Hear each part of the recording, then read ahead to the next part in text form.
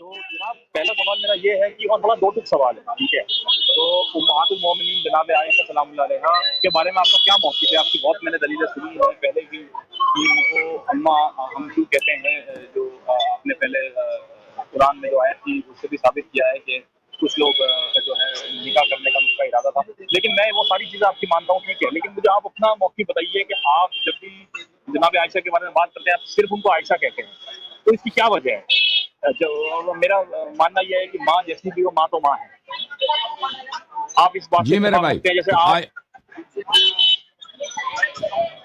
دیکھیں میرے محترم، عائشہ کے متعلق ہمارا وہی موقف ہے جو ابو عمر کا موقف ہے مسلم میں، اور جو اللہ تعالیٰ کا موقف ہے قرآن مجید میں، وہی ہمارا موقف ہے۔ اس سے ایک ذرا بھی ہمارا موقف مختلف نہیں ہے۔ جہاں تک عمر کا تعلق ہے کہ اس کا تعلق کیا ہے، اس کا موقف کیا ہے عائشہ سے، میں اس کو آپ کے کال کٹ گئی ہے تو میں اس کا مسلم سے آپ کو دکھا دیتا ہوں کہ مسلم میں یہ کتاب میرے ہاتھ میں ہے، یہ مسلم ہے میرے محترم ناظرین، اب خوب دیکھ لیں، یہ باتیں میں نہیں گڑتا، یہ ان کی کتابوں سے ہے۔ اگر کوئی دنیا میں کوئی مولوی ہے، کوئی عالم ہے، علامہ ہے، اس کو رد کر سکتا ہے تو بسم اللہ۔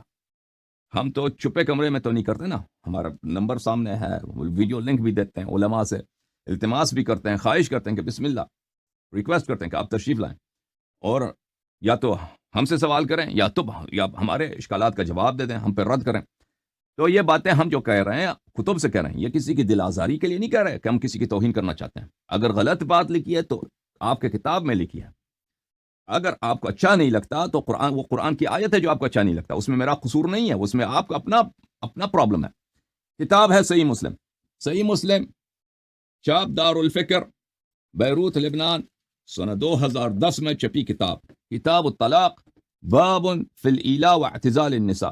عمر بن الخطاب کہتے ہیں کہ لما اعتزل نبی اللہ صلی اللہ علیہ وآلہ وسلم نساء، جب رسول پاک صلی اللہ علیہ وآلہ وسلم نے اپنے زوجوں سے، اپنے نساء سے، اپنے عورتوں سے دوری اختیار کی ہے، دخلت المسجد، میں مسجد میں گیا، فإذا الناس ينكتون بالحصى ويقولون طلق رسول اللہ صلی اللہ علیہ وآلہ وسلم نساء۔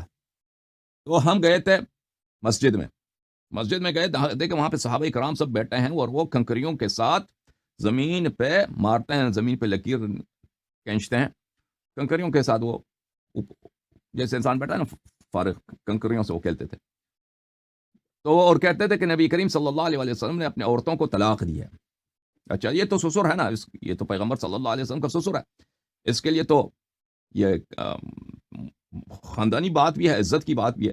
وذلك قبل ان يؤمرن بالحجاب، یہ حجاب سے پہلے کی بات ہے۔ فقال عمر فقلت لأعلمن ذلك اليوم، عمر نے کہا کہ آج میں تحقیق کروں گا کہ بات کیا ہے۔ اچھا، قال فدخلت على عائشہ، میں عائشہ کے پاس گیا، فقلت یا بنت ابی بکر، میں نے ان سے کہا اے ابو بکر کی بیٹی، اقد بلغ من شأنک ان تؤذی رسول اللہ صلی اللہ علیہ وآلہ وسلم، کیا اب تیری یہ حالت ہو گئی ہے کہ تو پیغمبر صلی اللہ علیہ وآلہ وسلم کو اذیت کرتی ہے؟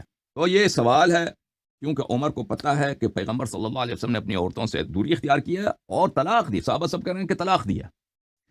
تو عمر آتے ہیں، جناب وہ تو مدینے میں رہتے ہیں عمر، وہ تو پتہ ہے روزانہ صبح شام ملاقات ہوتی ہے، حالات کا پتہ ہے، ٹھیک ہے نا۔ تو یہ عمر جو ہیں یہ تو کوئی غلط الزام نہیں کرتے لگاتے آپ لوگوں، کم از کم جماعت عمریہ کے نزدیک وہ سچے آدمی ہیں۔ وہ کیا کہتے ہیں کہ یا بنت ابی بکر، اے ابی بکر کی بیٹی، اب بلغ من شأنک، اب تیرا کام اس حد تک پہنچ گیا ہے، ان تؤذی رسول اللہ صلی اللہ علیہ وآلہ وسلم، کہ تو رسول پاک صلی اللہ علیہ وآلہ وسلم کو اذیت کرتی ہے۔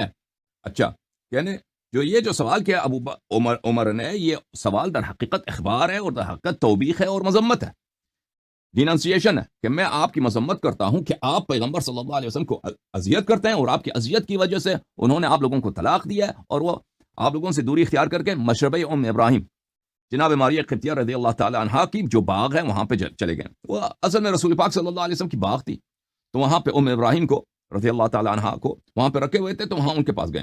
تو عائشہ نے جواب دیا، مالی و مالک ابن الخطاب، اے خطاب کے بیٹے، عائشہ نے جواب دیا تجھے تیرا مجھ سے کیا کام ہے، علیک بعیبتک، تو اپنی بیٹی کا فکر کر۔ تو یہاں پر عمر نے واضح الفاظ میں، یہ بخاری مسلم کی حدیث ہے اور یہ صحیح حدیث ہے، یہ شیعوں کی حدیث نہیں ہے، واضح الفاظ میں کیا کہا ہے کہ عائشہ نے رسول پاک صلی اللہ علیہ وسلم کی اذیت کیا۔ اب جو شخص بھی رسول پاک صلی اللہ علیہ وسلم کی اذیت کرتا ہے، اس کا حکم کیا ہے؟ اللہ تعالیٰ قرآن مجید میں فرماتا ہے ان الذین یؤذون اللہ ورسولہ، صلی اللہ علیہ وآلہ وسلم لعنہم اللہ فی الدنیا والآخرہ وعد لہم عذابا مہینا. یہ سورہ احزاب میں آیہ ملاحظہ فرمائیے. یہ آیات دیکھیں، ہم یہاں پہ نہیں آتے کہ ہم کسی کو آ کر یہاں پہ اس کو گالی دیں یا توہین کریں.